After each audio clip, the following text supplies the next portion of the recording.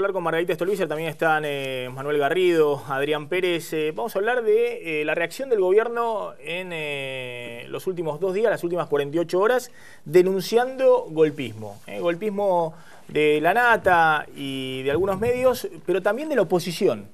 El gobierno dice la oposición va por todo. Quiere destituir a Cristina, no quiere esperar a diciembre del 2015. ¿Qué está pasando en este clima político cada vez más enrarecido? Una semana después de las primarias, Jorge Lanata volvió a marcarle la agenda al gobierno nacional. El conductor de Periodismo para Todos puso al aire el domingo un informe sobre la escala presidencial en las Islas Seychelles en enero pasado.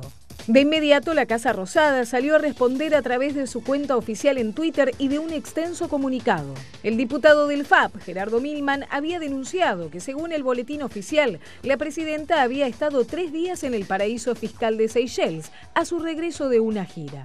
Lanata vinculó la escala en las islas con otro dato. En Seychelles está una de las sedes de Aldine, una firma que Lázaro Báez habría utilizado para ocultar la ruta del dinero ilegal del kirchnerismo. El gobierno no pudo soportarlo. El secretario general de la presidencia, Oscar Parrilli, calificó a Lanata como asesino mediático y consideró que no tiene límites en la difamación. Fíjese la bajeza. Le está acusando a alguien que no se puede defender. Esto es lo grave. Este es el nivel al cual ha llegado este señor por orden de Mañeto de desprestigiar. Y este año, el 4º domingo de octubre, es 27 de octubre.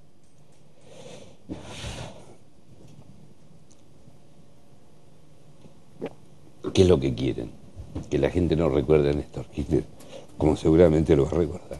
Eso es lo que están haciendo. La jefa de la bancada de diputados del Frente para la Victoria, Juliana Di Tulio, fue un paso más allá. Afirmó que la intención de fondo de la oposición es dar un golpe institucional a la democracia. La frase de Di Tulio blanquea lo que preocupa a la Casa Rosada: que los bloques opositores quieran quedarse con la presidencia de la Cámara de Diputados a partir de diciembre.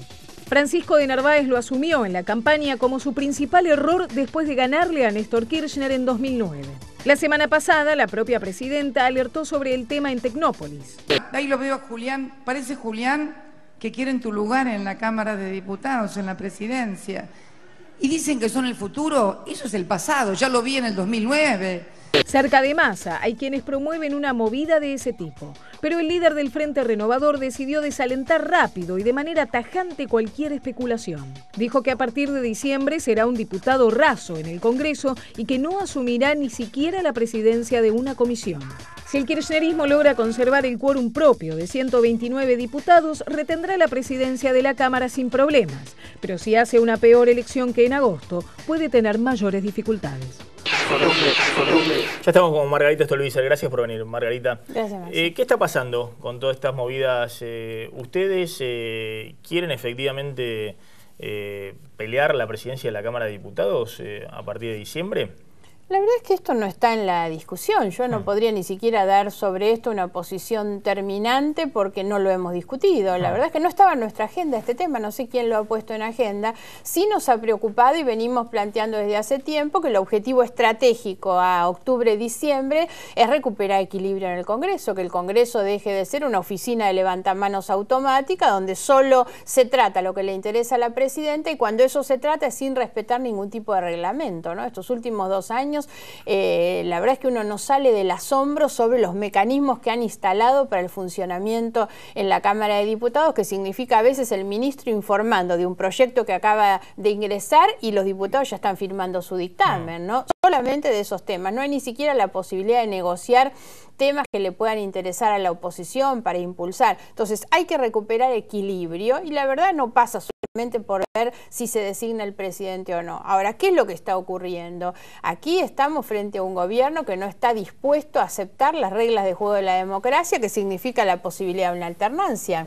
Lo que hay es una negación, una presidenta que ha negado la inseguridad, ha negado la inflación y hoy niega un resultado electoral. Niega su propio destino, que es terminar su mandato en el 2015, y me parece que eso es hoy lo que nos está poniendo frente a un clima de tanta crispación, con descalificación, que es lo que están haciendo. Es una cosa inconcebible, ¿no? Disparatada, absolutamente inconcebible. El que puso el tema en la agenda de asumir la presidencia de la Cámara de Diputados fue Narváez. Acá nosotros teníamos el tape. 2 veces en las entrevistas que le hice en los últimos meses, insistía con este tema, que él quería... que Ahora, Diego, no le dan a la oposición los números. Si se repite la elección del domingo 11 de agosto, es una derrota clara a nivel nacional del kirchnerismo, aún así no le dan los números para asumir la presidencia de la Cámara de Diputados, que tiene que asumir la primera minoría. Se supone que va a mantener la mayoría y que va a tener incluso el quórum propio, si salen estos mismos resultados. 129 diputados. 129 diputados, renueva 49 bancas el kirchnerismo entre el Frente para la Victoria y los aliados, y se supone que 46 o 47 va a retener. Entonces algunos hablan de 129 que va a tener, otros hablan hasta de 134 diputados que acompañan al kirchnerismo. Hay que ver si se reafirma este resultado de agosto, si el resultado es mejor o peor para el gobierno. Sí, no se entiende la postura. Esto es lo que decía Diego, renueva 49 bancas, obtendría 46, 47, es decir, perdería 2 bancas en diputados, y creo que en el Senado la cosa es un poco peor para el kirchnerismo, puede perder hasta 3 bancas, 3 o 4 bancas en el Senado. Sí. Pero igualmente, digamos, sigue teniendo ahí casi el quórum justo. Sí, por eso me parece que el tema en discusión debería ser incluso cómo se transitan estos 2 años de transición política, ¿no? Porque acá lo que estamos es frente a un agotamiento de un proceso político. Ahora, ¿por qué el kirchnerismo vuelve a insistir con este tema que ya ha usado en su momento en la crisis del campo, después de la elección del 2009, el clima destituyente? El golpismo de algunos sectores. Eso es lo que ellos han instalado. Primero para tratar de adoptar una posición de autovictimización y la otra es para seguir dividiendo la Argentina. Ellos han dividido la Argentina en blanco y negro, una Argentina que empieza obviamente con la crisis del campo, donde lo que dicen ellos es que era una pelea contra la oligarquía, sos amigo o enemigo, de qué lado estás, la ley de medios sirvió para lo mismo y cada vez van acentuando esa división de la Argentina. La verdad es que esto es lo que nos viene haciendo mucho mal. Ahora en esa pelea que ellos tratan de dividir por mitades, intentan fortalecer su propia posición. Ahora hay que tener claro que acá la presidenta está cumpliendo 10 años de gestión con la incapacidad absoluta de haber generado una alternativa dentro de su propio espacio, Y esto es lo que los pone hoy tan fuera de sí. La presidenta y el kirchnerismo, el cristinismo duro, ha tenido que recurrir al gobernador de la provincia de Buenos Aires después de haberlo denigrado, despreciado durante todo este tiempo, y el gobernador se pone el traje hoy de jefe de la campaña del kirchnerismo para salir a defender el modelo. Es sinceramente una vergüenza lo que está pasando. Bueno, Scioli ha dicho en las últimas horas, exactamente, Scioli ha dicho en las últimas horas que hay sectores que buscan desestabilizar institucionalmente a la Argentina. Eso, compró que el hay que ser muy responsable. También salió su jefe de gabinete, Alberto Pérez, en la misma línea. Se puso el traje, pero está claro que ahí hay un acuerdo, que es el acuerdo. El cristinismo, el kirchnerismo no ha logrado un heredero de confianza para la presidenta. Tienen que recurrir a esta persona a la que despreciaron durante todos estos años. Scioli se pone el traje y ahí hay claramente un pacto. Scioli es, sin ninguna duda, el heredero de Cristina. Ahora, yo lo que realmente nosotros venimos planteando es que atrás de la figura o del reposicionamiento de Scioli hay una capacidad en Scioli de vertebrar la reunificación del peronismo. Y ahí es obviamente para nosotros uno de los muchos riesgos de los que se ponen careta de opositores en las campañas electorales, pero después van a ir a formar parte de eso. Porque algo que tiene el peronismo es el olfato muy claro frente al riesgo de pérdida del poder, ¿no? Y Scioli podría ser tranquilamente el gran convocante, ¿no? De Narváez, de Massa. De Massa. Ahora, hoy Massa y Scioli, tenemos un informe después, se están dando con todo, digamos. Y si Massa ratifica el triunfo en octubre, uno tiende a pensar que va a competir con Scioli. Sí, siempre no va a buscar acordar con Scioli, sino competir por la presidencia. Hay que pensar muchas veces las cosas que se dicen en tiempos de campañas electorales, ¿no? Nosotros somos los únicos que sabemos que no venimos de ese lugar y que no vamos a terminar en ese lugar. La única fuerza de oposición que puede dar garantías de esto somos nosotros, la verdad. El resto no, vienen de ese lugar. Hoy Massa tiene un discurso absolutamente lavado porque no puede hablar del pasado del kirchnerismo. Entonces habla solamente de del futuro. De Narváez lleva en sus listas, esta vez, igual que en el 2009, candidatos que hasta hace 15 días pertenecieron al kirchnerismo y ninguna garantía de que no vuelvan a estar en esta idea de reunificación del peronismo, porque es posible que no vuelvan al kirchnerismo, pero con una figura como Scioli, que conversó con De Narváez, conversó con Massa, han habido intentos de unificación de todos esos grupos y finalmente Scioli termina volcándose al kirchnerismo. La verdad es que es una pieza vertebradora de la reunificación del peronismo, ¿no? ¿Qué pasó con el tema de las Islas Seychelles y el viaje de Cristina? Fue Gerardo Milman, un diputado de su espacio y candidato en la lista que usted lidera, que hizo esta denuncia de que Cristina estuvo 2 días, según el boletín oficial, en Seychelles. Sí, además no es ni una denuncia ni una cosa caprichosa de parte nuestro. Gerardo Milman lo que hizo fue presentar en la Cámara de Diputados, en oportunidad de la sesión donde se debatía el blanqueo, y mostró el boletín oficial. La verdad es que no estamos nosotros acá inventando absolutamente nada. El boletín oficial dice que la presidenta iba a estar 2 días en el mes de enero en las Islas Seychelles, en un paraíso fiscal. La verdad es que el gran problema que tiene el gobierno es que el ocultamiento que hacen del tema es lo que genera la sospecha. Lo que dispara la sospecha es que nada se dijo, es que no pueden explicar dónde estuvo la presidenta esos 2 días o qué fue a hacer a ese lugar. Pues si en realidad hubieran asumido desde el mes de enero que la presidenta podía tomarse 2 días de descanso en el lugar del mundo donde se le antojara, la verdad es que no había problema. Ahora, como ocultaron la información, es probable y que haya sido eso, ahora, digamos, que la presidenta haya querido tomarse esos 2 días de vacaciones ahí. De hecho, después se vuelve a las 13 horas, ¿no?, de estar ahí, porque era clima feo, digamos, que estaba feo el clima, estaba lluvioso.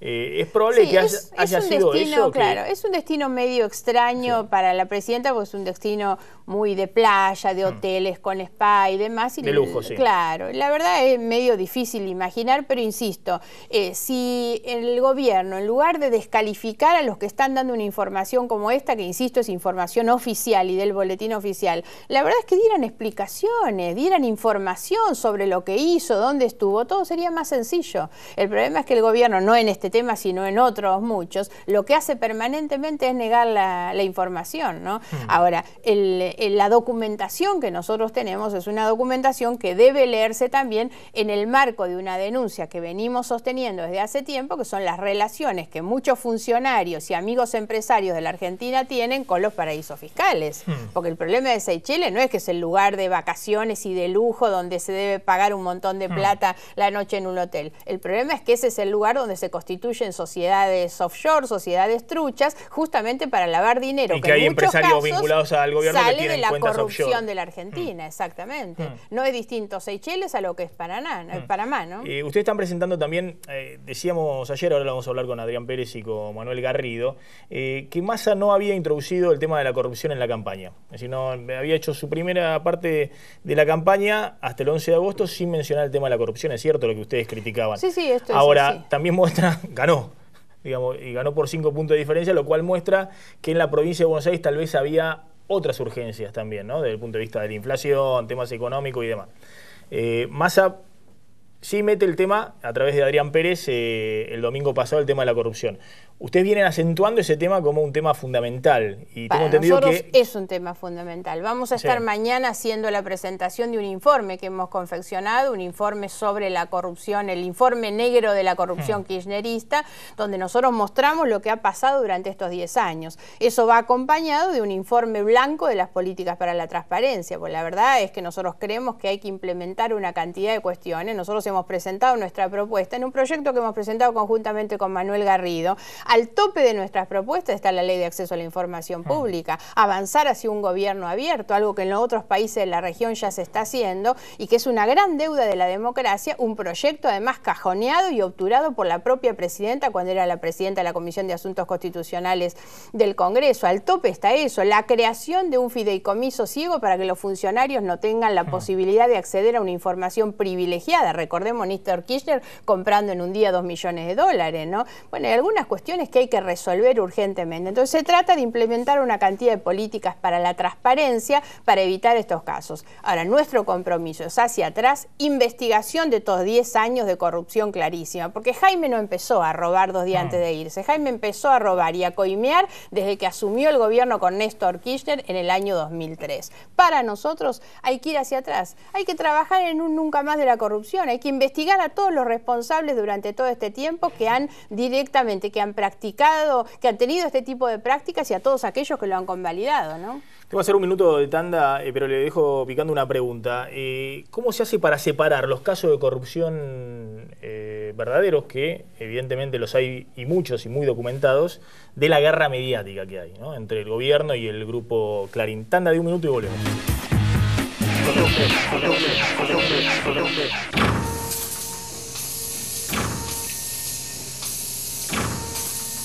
Sumi Industrial, Sociedad Anónima, una fortaleza en aceros. Protege la salud de tu familia con APRES, cobertura médica. Desde 1974, brindando el más alto nivel en servicios médicos, con el respaldo del Sanatorio Modelo Quilmes. Planes para empresas, planes directos, medicina laboral y por desregulación de tu obra social. Modernos centros médicos. Accede a un plan acorde a tus necesidades llamando al 0800-666-3640 o en www.apres.com.ar. APRES, yo te protejo. Relojes Feró, para marcar los momentos inolvidables. El mejor regalo para ella, para él y para vos, con su colección de diseños exclusivos. Relojes Feró, adquiéralos en las joyerías y relojerías más importantes del país. ¿Y usted sabe en quién confiar a la hora de adquirir o de alquilar su nuevo predio industrial? Si usted tuviera que mudar o ampliar su empresa, ¿en quién confiaría la búsqueda de su nuevo predio industrial? En Adrián Mercado, que es el que más conectado está con las pymes. Así como él, que confía en el mejor. Adrián Mercado, gestión inmobiliaria. El placer de operar con el que sabe. Seguimos con Margarita Stolbizer. Bueno, ¿cómo se hace para separar lo que es una pulseada muy fuerte, evidentemente, del gobierno con el grupo Clarín, del gobierno con algunos sectores del establishment que hasta ahora lo acompañaban y eran ultra kirchneristas, y como ocurre siempre que huelen la debilidad política, se pasan al otro lado, y preservar las denuncias genuinas de corrupción para que sean investigadas? Primera cuestión, me parece que el equilibrio está en la seriedad con la que uno trata estos temas, la forma en que nosotros lo venimos denunciando desde hace tiempo. No nos hemos metido jamás en una guerra que tenga que ver con conveniencias o tironeo de intereses. Ahora, es un momento en el que no hay que despreciar la tarea periodística, sobre todo porque muchos periodistas han logrado instalar el lenguaje popular de tal manera que esto le cala a la gente muy hondo, y me parece que eso es bueno. Recuperar una sociedad que tenga valores, fundamentalmente, una sociedad que se plante sobre su dignidad para decir basta al atropello y al saqueo, sobre todo, es lo que se necesita. No es solamente el político el que va a resolver los temas. Y me parece que el periodismo en gran medida sirve para esto, porque además el periodismo tiene niveles de credibilidad más altos que la propia política, ¿no? Margarita, gracias por haber venido esta noche a Plan M.